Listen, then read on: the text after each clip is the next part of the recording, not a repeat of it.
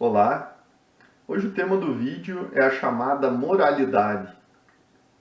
Sem me preocupar com qualquer definição formal para essa expressão, entendo a moral como um código de conduta considerado correto ou adequado de uma perspectiva coletiva. Portanto, moralidade seria o cumprimento do código de conduta, enquanto imoralidade seria o descumprimento do mesmo. Observamos que ao longo da história da humanidade foram concebidos inúmeros códigos a partir das mais diversas origens, cujas motivações variam do materialismo à metafísica.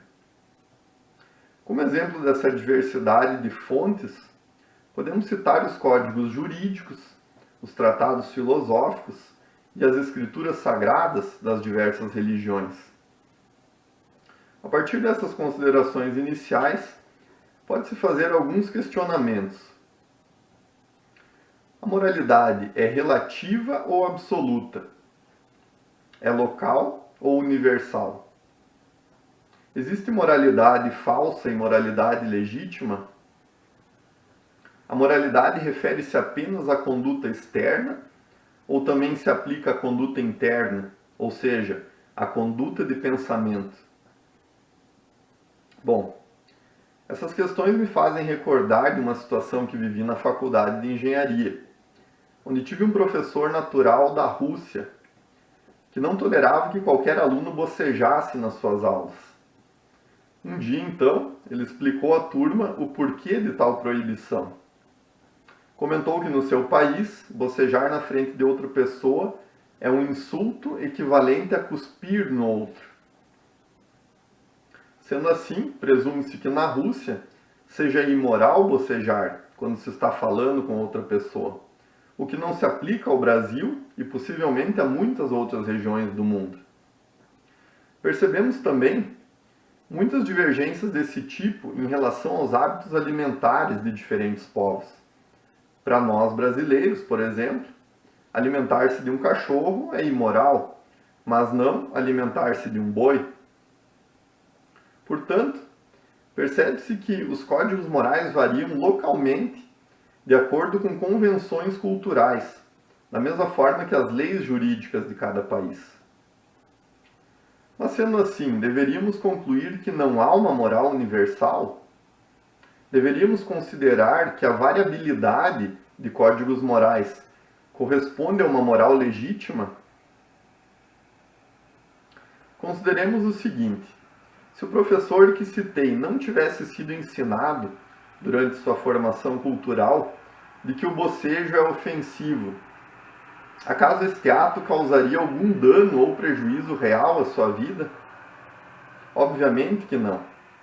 Afinal, caso houvesse um dano real inerente ao ato de bocejar, essa percepção seria universal, e então o bocejo seria intolerável em qualquer lugar do mundo.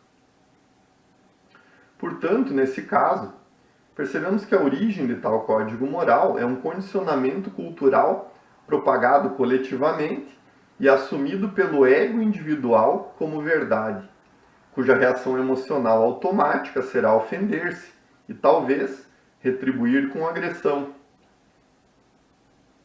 Pergunto então: um código moral com origem nos condicionamentos coletivos do ego pode ser considerado como moral verdadeira, genuína, universal?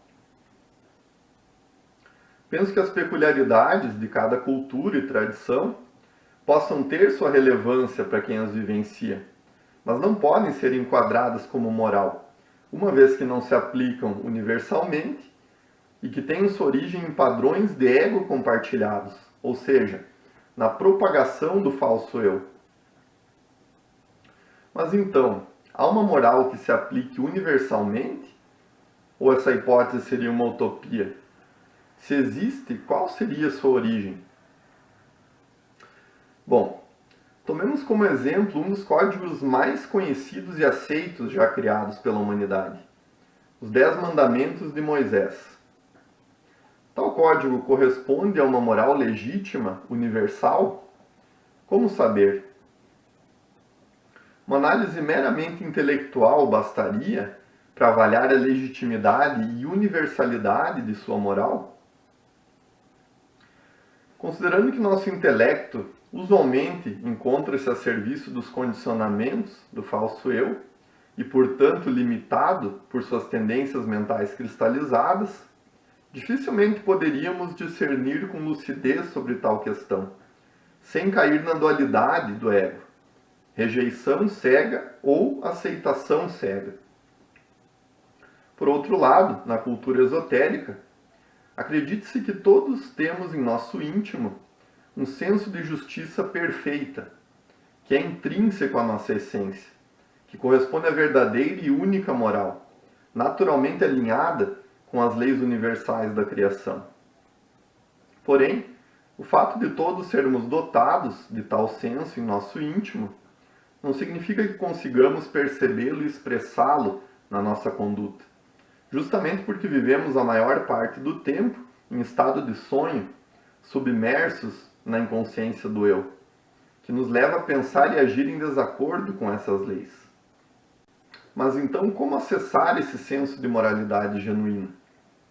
Pela própria experimentação, comprovei que quando nos colocamos em um estado de consciência corporal, de atenção plena e mente ancorada no presente, como já foi abordado em vídeos anteriores do canal, esse senso surge naturalmente como uma intuição, desprovido dos processos de julgamento polarizado típicos do eu.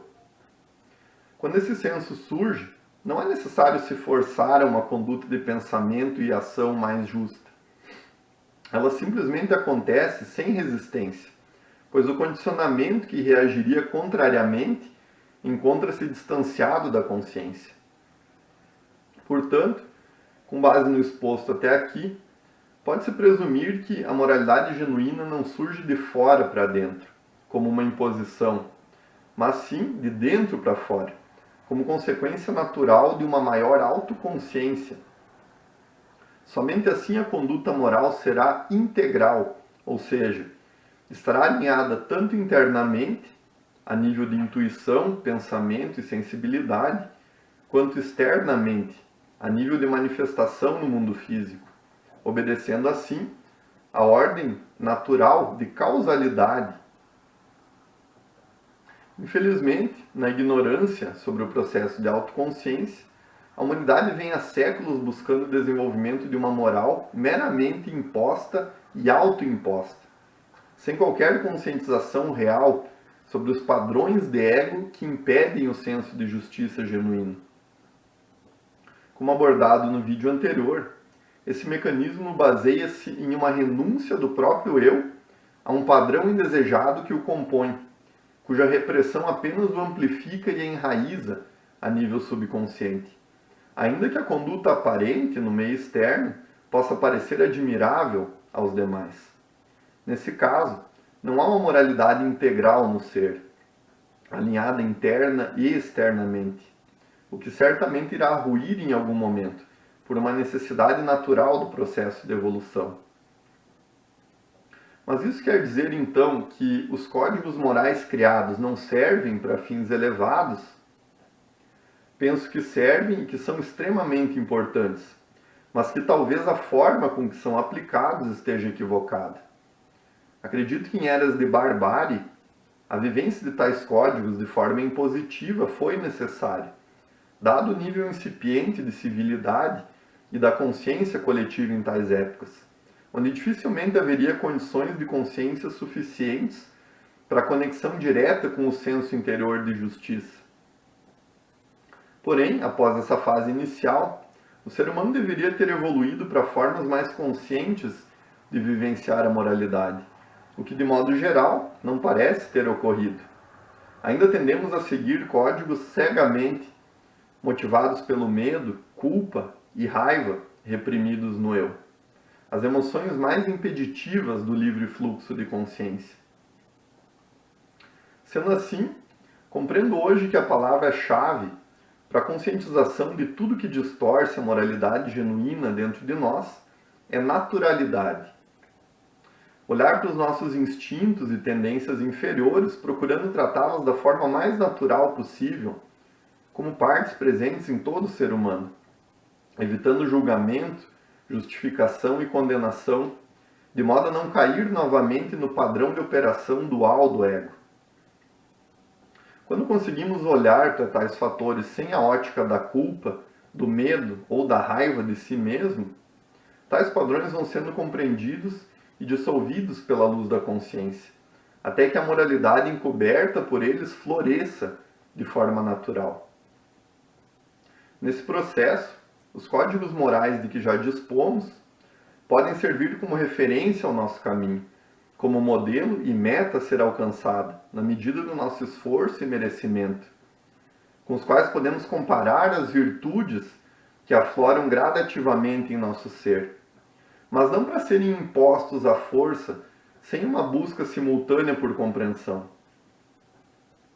Perceba que essa naturalidade que menciono ao tratar nos nossos impulsos inferiores não significa licenciosidade, não representa dar livre expressão externa a tais impulsos, e sim optar por não atuá-los, mas sem negação, repressão ou condenação.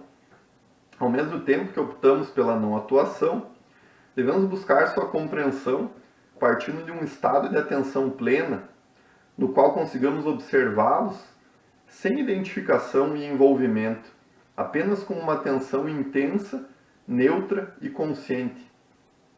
Assim, da forma como compreendo hoje esse processo, o objetivo não é ser moral, mas sim identificar e compreender o imoral que está em todos nós, para que uma moralidade genuína e universal floresça naturalmente a partir dessa conscientização.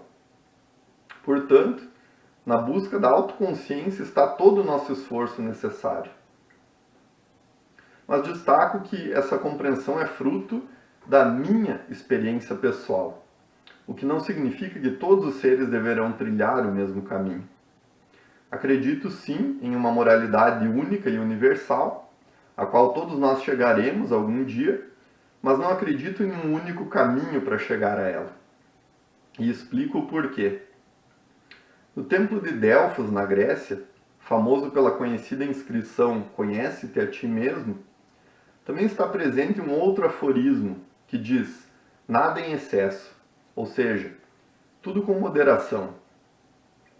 Tal afirmação indica que a virtude e, portanto, a moralidade estão sempre no equilíbrio, pois, como já sabemos, os extremos são o campo de atuação do ego com sua dualidade. Sendo assim, considerando uma pessoa com a minha personalidade, perfeccionista, rígida e autoexigente em excesso, será que uma abordagem de maior autocobrança e imposição moral rigorosa me levaria ao equilíbrio ou ainda mais ao extremo da rigidez? Por outro lado, considerando um indivíduo com uma personalidade mais negligente e indolente, será que um caminho de maior rigor, disciplina e austeridade não seria mais adequado para levá-lo ao equilíbrio? Por essas razões, acredito que cada ser deve encontrar o caminho de evolução e a abordagem mais adequados de acordo com a sua própria natureza. Cabe a cada um identificá-lo. Um estudo que me ajudou muito nessa compreensão foi o estudo do Enneagrama, que descreve os 9 principais tipos de personalidade humana, suas tendências e desequilíbrios naturais, de modo a facilitar o entendimento do caminho mais adequado para equilibrar tais tendências ao invés de polarizá-las ainda mais. Recomendo muito esse estudo. Mas hoje paro por aqui. Um grande abraço e até a próxima.